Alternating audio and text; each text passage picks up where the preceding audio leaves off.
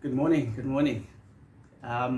So today, I thought after talking about my journey of deconstructing from Jehovah's Witnesses, from Christianity, to now talk about the reconstruction, right?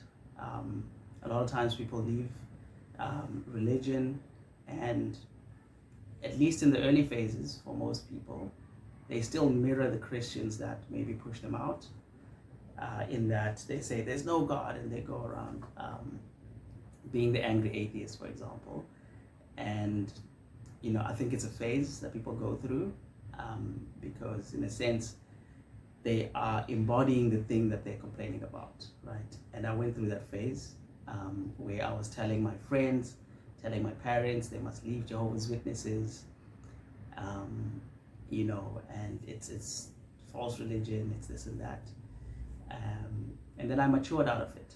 And what helped me mature out of it was information. So one of the things that in a high control religion or a cult is they control information. They either control the information you get, or they prime you to view certain information a certain way. So as a Jehovah's Witness, you're trained to take anything that has criticism of anything related to Jehovah's Witnesses as apostasy. So there's a genuine fear that people have. In Christianity in general, there's a fear of information. So, if you look back in the history, some of these secret societies were secret societies because they were going to be killed by the Catholic Church. For example, if they were found to be doing heresy. And heresy, before the Catholic Church and before that period of time, that was the common thing. So in the Bible, you see Paul going to speak to, I think he goes up to Mesopotamia or something, and he goes to speak to others, and he says, I'm here to introduce you to my God, the one true God, right?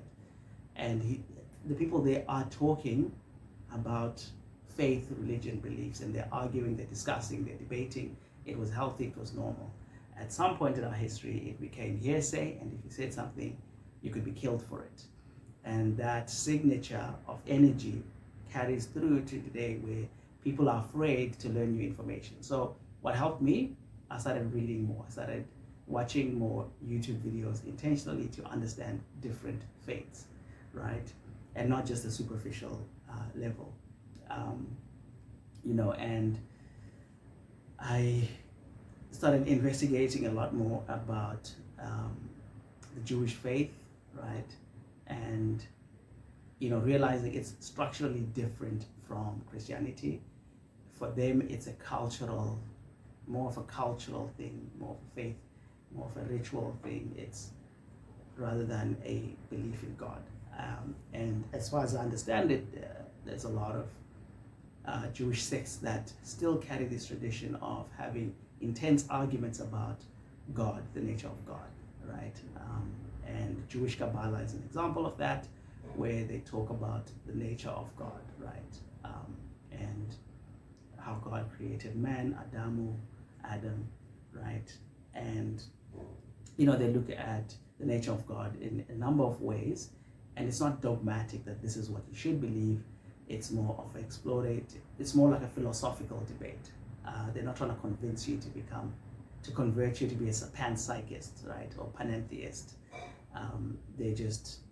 This is what's out there, and it's up to you to make your own decision. So one of the things that I enjoyed about Jewish Kabbalah is starting to really try to understand the ideas that are out there about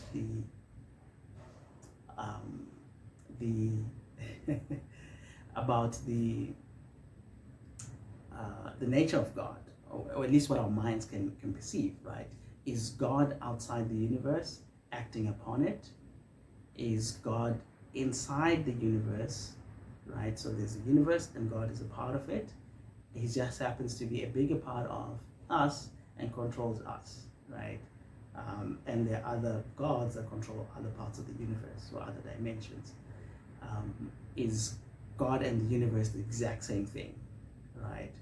And the universe manifests itself in the entity that we call God at times, right? just like it manifests itself as us at times, right? Or is it that God exists and the universe exists inside of God, right? All of these are just ideas, to think about the nature of God and finding ones that resonate with you. I enjoyed the Hindu faith, learning about karma, dharma, and sort of the evolution of the soul, the karmic cycle, right? Coming from the ocean of consciousness, going through these cycles, and your dharma in each lifetime will sort of help you learn certain things. So if you were a killer in a certain life, it's not that you're being judged, it's that you need to balance your soul. So if you were a killer, you're going to have the experience of being killed. If you were a loving person, right, you might have the experience of being loved. Things like that, where it's just about balance for your soul to have a complete journey. And it'll have these multiple karmic cycles. So when you're embodied in a lifetime, like we are today, you have a dharma. This is what your soul is here to do. So if you're a warrior and you're here to be a soldier, that's it. And that's how they develop the caste system, right? From my understanding, this is very high level, very sort of a basic overview, but the idea that our souls are on an overarching journey, or oversouls, and that we as the embodied souls are having these intimate experiences with the idea of self, right? Like the Rosicrucians. The Rosicrucians talk about the big thing that I took away from them is Christ consciousness is on a spectrum, right? And if you're going to put it on a spectrum of duality, you have Christ consciousness on one end and Luciferic thought or ideation on the other side. And that's why we all wrestle with the flesh and our spirit, right? The flesh embodies the Luciferic consciousness, I guess. And our spirit embodies the Christ consciousness. So while we have the Christ consciousness in us, the Luciferic consciousness is the good, the devil on your shoulder and the angel pushing you in different directions. And it's about you finding that balance, right? In the Bible, God says, I created evil. I think Isaiah 45 something. And for me, it was part of deconstruction. But now with these tools, I can understand that if God was all good and all loving, he created evil as a counterbalance for movement, right? Because for there to be movement, he needed a sort of opposing force type of thing. And we fall into that spectrum. And none of this is like good or bad. It just is, right? So just getting more information to now rebuild a belief system, and a belief system that is real, right? That is not just anti-Christian or non-committal in, well, there's no God, so I'm not going to do anything about it. That's a fair choice for anybody. But for me, I needed something real. I needed to develop my own belief system, belief structures that made sense to me, right? And I think the thing that completed this for me was the NDEs, right? And for me, the near-death experiences became stories of people telling us about their encounters with God. That's kind of the essence of it. The life review is showing us that Earth is a school. It's not a courtroom. We're not here to be judged. We're here to learn. We're here to learn to love. We're here to learn to love unconditionally, right? And all these things we do are opportunities for us to learn to love unconditionally, or to experience unconditional love. And that's what all this is about, right? So if you look at the Jewish principles of business, like the 10 Commandments, thou shalt prosper, right? From Rabbi Daniel Lapin and other rabbis as well. But I think he's been around for a long time. And, talking about business as it's a mechanism for God to take care of his children. If God wants to take care of somebody, he's going to send a neighbor, right? And in business, as you build your services, build your products, you serve people who have that need, and they give you money, and then you're able to go get your needs met, right? So when the cobbler fixes the shoe of the neighbor, that's God taking care of that child or his children. And when you take care of God's kids, a lot of God's kids, you're going to be blessed. You're going to have an abundant overflow, right? So it is about love at the end of the day. We may think of business and these things as these detached, capitalistic profit motive vehicles, and sometimes that creates misalignment within us, and we go through these cycles. But regardless of how we approach it and what we are doing, we're still going on that journey as a soul. A soul doesn't need permission to use business, to use love, to use nature, to use anything to have its opportunity to learn, right? We'll still learn regardless. So as I was developing my new narrative, my new belief system, I remember the biggest test came when I had a medical emergency, right? And with my family, right? My wife and my son.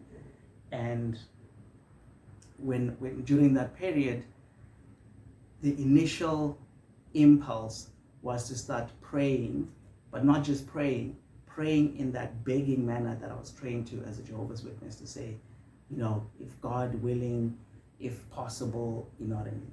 And having to in that moment where you're needing that comfort so badly and you're helpless, you're just waiting for the doctors to do their thing,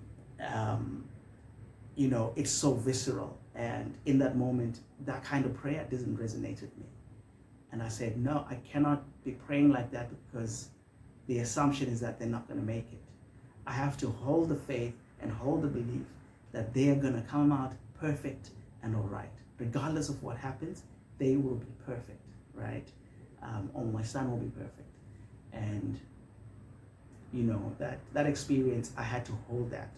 So I commanded the universe. I commanded the forces that be, whatever is within my realm of influence, spiritually, physically, and otherwise, verbally, etc., I am commanding it. I'm not begging it. I'm not asking. I'm not thinking it's not going to work. I command it because I believe it is done. I'm already grateful that it is done, right? And that has become my way of praying, meditating, is commanding it, believing it to be true, and thanking the universe, thanking God for already having made it to be what it is. But also understanding that I'm not the arbiter of all wisdom. So what I believe is what I want. If I don't get that, I trust the universe that it is giving me what's good for me, even if I don't like it, right? And that's a tough part. That is a very, very tough part. But, so I was able to develop some of these core principles. And the core principles are that everything is love, right? When we have this desire to worship, the desire to love, the desire to do whatever, it's an affinity to go to that ocean of love consciousness, right? That's an expression of that. That's why in this plane, you never feel quite like you. There's a burden that exists just by you living, right? But equally so, being at this plane of existence is an incredible opportunity to expand your soul, to expand your being, because where we come from, your thought manifests things and it happens instantly. But here, you have to hold that desire for a long period of time while you are making it happen. You have to act upon your desire. It's not just like this, right? And there's tremendous growth that happens in that. So our souls are here to learn. So everything is an opportunity to learn, right? And we already won the lotto by being here. So we don't need to chase any lottos in life. That one thing that will, that thing that will. We are alive today sometimes through things that were not us, right? Somebody helped you out on that thing there, and we make it through, right? If you're in business, you don't know where your next client is going to come from, but you just trust it's going to happen, right? And sometimes you lose a client and another client shows up, and you just keep going, right? And that is the nature of life. Something sustains us, right? The trees, the animals, oceans, everything in life is for our own good, The sun gives us heat, gives us everything basically, light, heat. Everything is solar powered on Earth, right? And so everything is love, everything is that. And our biggest job is to find ways to express that love, right? In an action way, right? So let's look at marriage, for example. Till death do us part. The idea there is that you're going to love this person actively every day for the rest of your life. And the completion of that journey is the actual goal. Just doing that for the rest of your life, or for as long as you live, is the actual goal. The goal isn't to be happy or to be this. That's a cherry on top. So approaching your relationships as you're grateful that you're already in it, and you're going to be in it regardless. And it's such an incredible privilege to have relationships that you can take for granted that this person is going to be there, whether they're a friend, whether they're a sibling, whether they're a parent, or a spouse, right? Even a business partner. Sometimes you do business with people, and it's not guaranteed that they're going to be there. It's not guaranteed that you're going to show up for other people either, right? So it's a blessing when you can do that for others. It's a blessing when you meet people who do that for you. And the lesson there is to be able to give and to receive, right? So there's just so many different things. And the core principle is alignment, right? The core principle is alignment, that when you are out of alignment, when you're misaligned, that's when you act. When there is no coherence between your heart signal, your brain signal, and your gut signal, right? Where your brain processes thought, and your heart processes emotion, and your gut processes instinct, right? Your biological instinct. And finding alignment there where it's, I think this, I feel this, will I survive if I do that, right? And finding that alignment is what makes us move forward, is what makes us get closer to God, right? Because then we're in alignment with our souls, with our spirit. We're closer to the Christ consciousness if we are acting in alignment. When we're out of alignment, right, then you're acting strictly out of fear, and there's fear in your gut, there's fear in your heart, there's fear in your mind, you're misaligned. Because alignment equals love. If you're acting out love through all planes of your existence. So those are some of the tenets that I have developed, that I'm still developing in terms of a belief system. I believe there is a thing that we call God. What that is, I don't think we know. I don't think we're meant to know, right?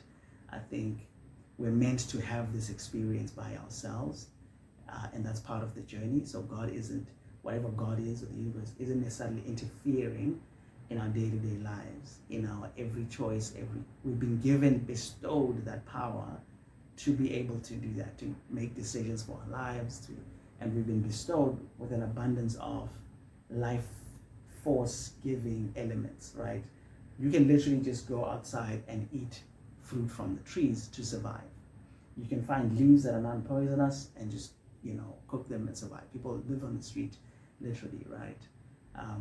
And to us, it's like, wow, living on the street is not living, you're still alive. At that core level, that base level, the universe doesn't care about mansions, right? It just cares that you're alive and it can sustain you, right?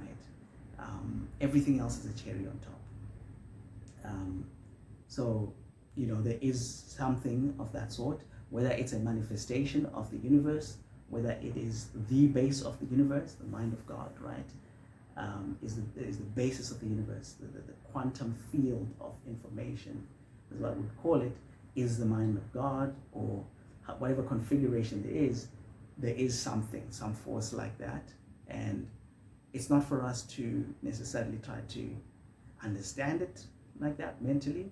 It's for us to just resonate with ourselves, and in so doing connect with it, because we are a part of it, or we come from it, or it acts on us, through us, right? There's some relationship we have to it that is core to us as human beings. So we don't have to go looking for God anywhere. That's why prayer and meditation are inward. You're closing your eyes, you're going back in to find I am, right? And I believe that all religions, all faiths are an expression of God. They relate to something that, an expression that humans have that relates back to God, right? And so all religions are true. So Jehovah's Witnesses are true. The Islam faith is true. The Seventh Day, it's true. It's true within certain contexts, right? That we may not have the mental ability to grasp, but it's all true. So when we exercise our love, we have to love Jehovah's Witnesses, even if I think it's somewhat of a cult, but I have to love it, the religion itself, because it serves God's purpose. So does every religion, right? And sometimes a religion, a company, a body can be misaligned, right? That happens. And in that misalignment, it is part of its journey, right? And the group consciousness that is formed in that entity, maybe that's a part of their journey. And so we don't know those types of things. We're here to experience, and that's okay. So learning to love it and say, I love Jehovah's Witnesses, even though I feel a certain way. So now I have a duality where certain experiences I didn't appreciate, but I can tell you overwhelmingly the number one thing that hurts most people who leave Jehovah's Witnesses, it is such a great force of love when you're in it. It is just amazing people, and you feel this wherever you go. Now, not every place is going to be perfect. I've had my own personal issues with specific congregations and things like that, but the overwhelming majority of people in most congregations, in most cities, in most countries, there's just this love that you feel a belonging, you feel I felt it growing up as a child, right? Growing up in a household where sometimes we went through abject poverty and sometimes we were doing quite well. When things were so low and we're literally eating cassava leaves, cassava roots and stuff from the garden, and that's all we had to eat, and literally that's all we had to eat. Breakfast, lunch, dinner, whatever. We were only eating cassava. I guess we had tea as well, or coffee. No, tea. But I was sustained by the love I felt from my parents, from my brothers, from the church, right? It genuinely sustained me as an 8-year-old, as a 6-year-old, that to the point where I didn't know we were poor, even though I was hungry a lot of the time, right? I didn't understand what poverty was, I only started understanding what poverty was, later on, like towards the end of high school and things like that. That's when I started to be like, wait a minute, we might be poor, right? And a lot of people go through that experience, right? As long as you have love in your life, you don't, especially as a child, right?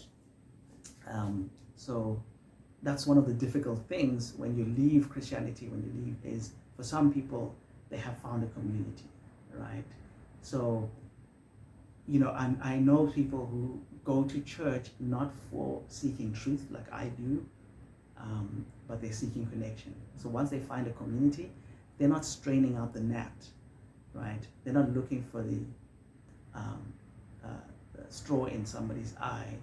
They're just looking for connection and saying, as long as I've got a community, we do this mother's union, this, right? And they're part of that and they're happy. And as long as we're striving towards worshiping God and things like that, and it gives them that fulfillment. As I'm growing up and evolving, I'm realizing maybe that is the actual utility of a religion, is a community of people who aspire to a certain faith. They're gonna be imperfect, and you just gotta learn to tolerate them, right? So that's where grace comes in, right? That's where total acceptance comes in. And working those things in yourself can help you to get to a place of your highest expression of love to other people and to yourself, right? So anyways, I just thought I would talk about reconstructing faith and reconciling faith. Talking about deconstruction and all of that is great, but I think it's more important to talk about how you put the pieces back together in a way that is actually healing, in a way that is moving you forward, rather than just becoming that person who's sitting on the outside saying, these people are bad, these people are bad. Well, look at what they did. Well, build something. People are going to criticize you, right? And that's okay. But if you haven't built anything, it's easy to point at somebody who's built something and point their flaws in it. Anytime you build anything, it's not going to be perfect, right? So the goal is to try and build it. And here's my belief now. I believe that religion has kind of served its purpose, where humanity has come from, becoming civilized, right? There was a time we needed religion. We needed the rigid structures of religion because we're going through like the barbaric times, wars, and now we're in much more civilized times. It's a much more bureaucratic society, right? I mean, governments are talking about this policy, that, and this agreement there, da-da-da. Whereas in the past, governments were like, blowing up cities so they can come in and build railway tracks and build dams and build roads, and the roads and the infrastructure that this civilization was built in those times. So religion was fitting for that time. But now, where we have air conditioning, maybe we need something different. And I think we're taking our natural evolution as human beings, and where we're going to is more of an individualistic arrival to something that makes sense for you. So it's not dogmatic, we all have to follow this, it's your individual. But we become a group in that we find alignment. Where we find alignment, we come together. But it's upon you to figure out your relationship with God. It's not on anyone else. It's on me to figure that out. And whatever my relationship with God is, I cannot look outward to anybody and place any judgment or anything like that. But where I find resonance, where I find coherence, where I find alignment with somebody or something or some people, then let's have communion. Where three or more are gathered, there I am. The Bible starts to sound different, starts to feel different, starts to look different, right? So anyways, I hope you enjoyed that. It's been quite a interesting day and night, storms, rain coming in, potential damage to my laptop, but onward we move. And I managed to sneak out in the morning for a quick run to make sure that I'm able to tick off today and have that run in. Rain or sun, we're gonna run. No pain, no gain. We run every day in the rain, right? So glad I was able to, because the wind, if it was what it was yesterday, it might have been touch and go there. So I'm just blessed that I was able to go for that run, and that I was able to speak to you guys today and share this part of my journey.